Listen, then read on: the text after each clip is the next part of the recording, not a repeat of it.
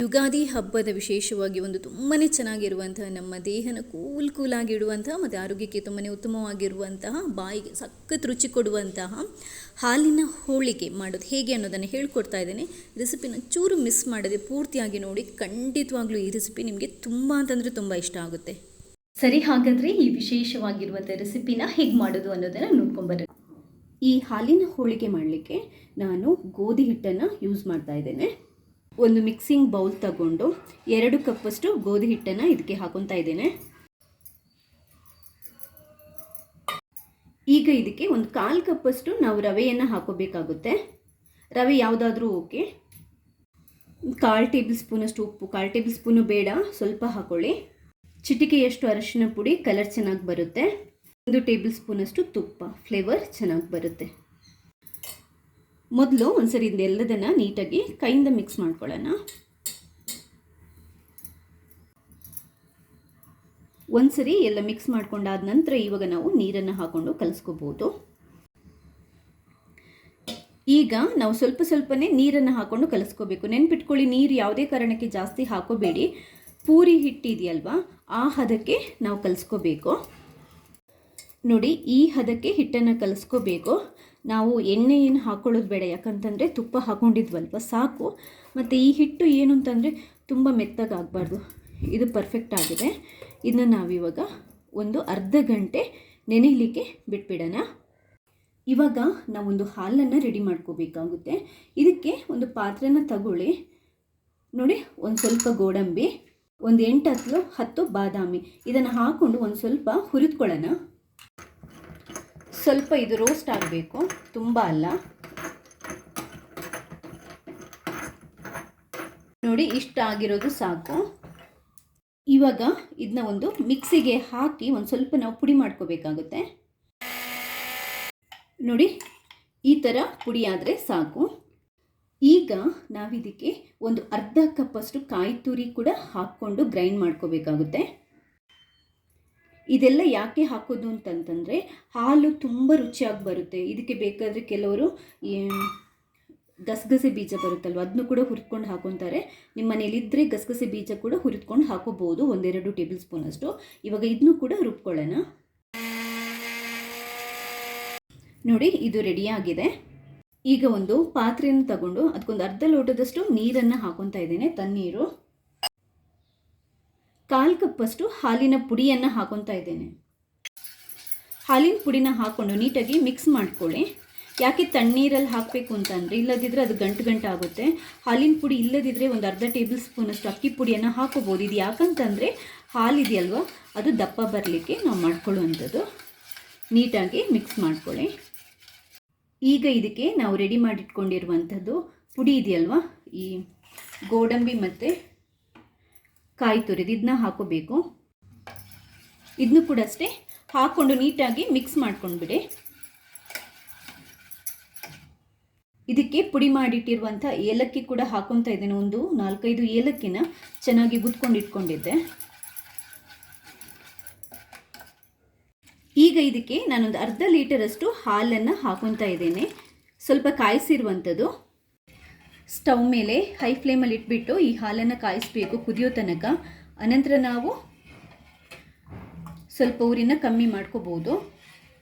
ಇನ್ನೊಂದು ಏನು ಅಂತಂದರೆ, ನೀವು ಅಟ್ಲೀಸ್ಟ್ 1 ಸ್ಪೂನಿಂದ ಈ ಥರ ಮಿಕ್ಸ್ ಮಾಡ್ತಾ ಇರಬೇಕು. ಯಾಕಂತಂದರೆ ತಳ ಹಿಡಿಯೋ ಚಾನ್ಸಸ್ ಇರುತ್ತೆ. ಹಾಲು ಉಕ್ಕಿ ಬರಲಿಕ್ಕೆ ಶುರುವಾದಾಗ ಊರಿನ ಕಮ್ಮಿ ಇಟ್ಕೊಳ್ಳೋಣ. ಈಗ ಇದಕ್ಕೆ ನಾನು ಒಂದು 3/4 ಕಪ್ಪಷ್ಟು ಸಕ್ಕರೆನ ಹಾಕೊತಾ ಇದ್ದೇನೆ. ಸಕ್ಕರೆ ನಿಮಗೆ ರುಚಿಗೆ ಎಷ್ಟು ಬೇಕು ನೋಡ್ಕೊಂಡು ಹಾಕ್ಕೊಳ್ಳಿ.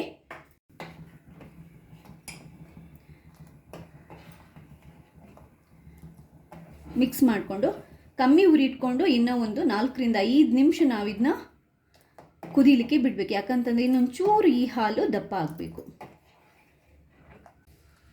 ಹಾಲು ಕುದಿದು ಚೆನ್ನಾಗಿ ದಪ್ಪ ಆಗಿದೆ. ಇವಾಗ ಸ್ಟವನ್ನು ಬಂದ್ ಮಾಡಿಬಿಡ್ಬೋದು. ಹಿಟ್ಟು ನೆನೆದಿದೆ ನೋಡಿ, ಇಷ್ಟು ಸಾಕು. ಇವಾಗ ನಾವಿದನ್ನ ಚಿಕ್ಕ ಉಂಡೆ ಮಾಡಿಬಿಟ್ಟು ಪೂರಿ ಥರ ಲಟ್ಟಿಸ್ಕೋಬೇಕಾಗುತ್ತೆ.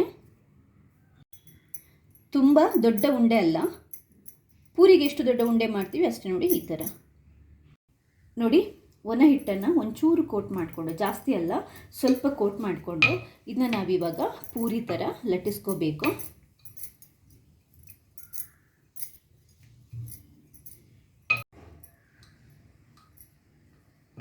ತುಂಬ ದೊಡ್ಡದಲ್ಲ ನೋಡಿ, ಇಷ್ಟು ಮಾಡಿದರೆ ಸಾಕು. ಈ ಹದಕ್ಕೆ ಬಂದರೆ ಸಾಕು, ಇಷ್ಟೇ.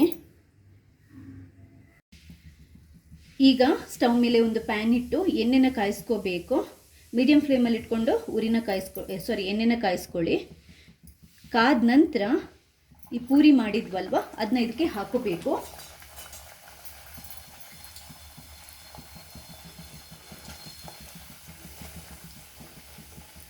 ಹಾಕ್ಕೊಂಡು ಇದನ್ನ ನೀಟಾಗಿ ಕಾಯಿಸ್ಬೇಕು. ಆ್ಯಕ್ಚುಲಾಗಿ ಇದೊಂದು ಸ್ವಲ್ಪ ಜಾಸ್ತಿನೇ ಕಾಯಬೇಕು ನೋಡಿ. ಈ ಥರ ಕ್ರಿಸ್ಪಿ ಇರುತ್ತಲ್ವ, ಕ್ರಿಸ್ಪಿ ಆಗೋ ತನಕ ನಾವು ಕಾಯಿಸ್ಬೇಕು. ನಾರ್ಮಲ್ ಪೂರಿ ಥರ ಮೆತ್ತಗಲ್ಲ, ಇದು ಈ ಥರ ಕ್ರಿಸ್ಪಿ ಇರುತ್ತಲ್ವ, ಕ್ರಿಸ್ಪಿ ಆಗೋ ತನಕ ನಾವು ಇದನ್ನ ಕಾಯಿಸ್ಬೋದು. ಇವಾಗ ಇದನ್ನ ತೆಗೆದ್ಬಿಡೋಣ. ತೆಗೆದು ಒಂದು ಪಾತ್ರೆಗೆ ಹಾಕಿಬಿಟ್ಟು ತಟ್ಟೆಗೆ ಹಾಕ್ಬಿಟ್ಟಿರ್ತಾ ಇದ್ದೇನೆ. ಎಲ್ಲ ಪೂರಿ ಥರದ ಹೋಳಿಗೆನ ಇದೇ ಥರ ಕಾಯಿಸ್ಕೊಳ್ಳುವಾಗ ಜಾಗ್ರತೆ ಏನು ಅಂತಂದರೆ ಊರಿನ ತುಂಬ ಜಾಸ್ತಿ ಇಟ್ಕೋಬಾರ್ದು, ತುಂಬ ಕಮ್ಮಿ ಕೂಡ ಇಟ್ಕೋಬಾರ್ದು. ಮೀಡಿಯಮ್ ಉರಿಯಲ್ಲಿ ಇಟ್ಕೊಂಡು ಈ ಥರ ಕಾಯಿಸ್ಕೋಬೇಕು. ನೋಡಿ, ಎರಡೂ ರೆಡಿ ಆಗಿದೆ. ಅಂದರೆ ಕಾಯಿಸಿರುವಂಥ ಹೋಳಿಗೆ ಹಾಗೆಯೇ ಸಿಹಿ ಹಾಲು, ಕಾಯಿ ಮತ್ತು ಹಾಲನ್ನು ಮಿಕ್ಸ್ ರೆಡಿ ಮಾಡ್ಕೊಂಡಿಟ್ಕೊಂಡಿರುವಂಥ ಹಾಲು ಕೂಡ ರೆಡಿಯಾಗಿದೆ. ಇವಾಗ ಇದನ್ನ ಯಾವ ಥರ ನಾವು ಯೂಸ್ ಮಾಡ್ಬೋದು ಅನ್ನೋದನ್ನು ಹೇಳ್ಕೊಡ್ತಾ ಇದ್ದೇನೆ. ಕೆಲವರಿಗೆ ಚೆನ್ನಾಗಿ ಗೊತ್ತು. ಮೊದಲು ಏನು ಮಾಡಬೇಕು ಅಂತಂದರೆ, ಒಂದು ತಟ್ಟೆಯಲ್ಲಿ ಈ ಪೂರಿ ಥರದ ಹೋಳಿಗೆನ ಹಾಕಿಬಿಟ್ಟು ರೆಡಿ ಮಾಡಿಟ್ಟಿರುವಂತಹ ಕಾಯಿ ಹಾಲು ಅಥವಾ ಈ ಹಾಲು ಮಿಕ್ಸ್ ಇದೆಯಲ್ವ ಅದನ್ನ ಇದಕ್ಕೆ ನಿಧಾನಕ್ಕೆ ಸುರಿಬೇಕು. ಅಥವಾ ಇನ್ನೇನು ಮಾಡ್ಬೋದು, ನೀವು ಒಂದು ತಟ್ಟೆಗೆ ಹಾಲನ್ನು ಹಾಕಿ ಈ ಪೂರಿನ ಅದರಲ್ಲಿ ಮುಳುಗಿಸಿ ಇಡಬೇಕು.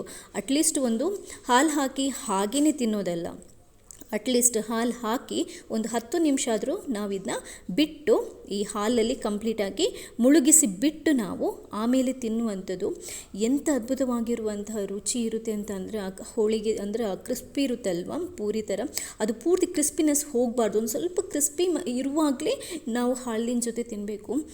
ಎಷ್ಟು ರುಚಿಯಾಗಿರುತ್ತೆ ಅಂತಂದರೆ, ನೀವು ಒಂದು ಸರಿ ಮಾಡಿದರೆ ಮತ್ತೆ ಮತ್ತೆ ಮಾಡ್ತೀರಾ, ಅಷ್ಟು ಚೆನ್ನಾಗಿರುತ್ತೆ. ಈ ಸರಿಯ ಯುಗಾದಿ ಹಬ್ಬಕ್ಕೆ ಈ ಥರ ಒಂದ್ಸರಿ ಹೋಳಿಗೆನ ಮಾಡಿ ನೋಡಿ, ಖಂಡಿತವಾಗ್ಲೂ ನಿಮಗೆ ತುಂಬಾ ಇಷ್ಟ ಆಗುತ್ತೆ. ಇದು ಕೂಡ ಒಂಥರ ಸಾಂಪ್ರದಾಯಿಕ ರೆಸಿಪಿ ಕೂಡ ಹೌದು.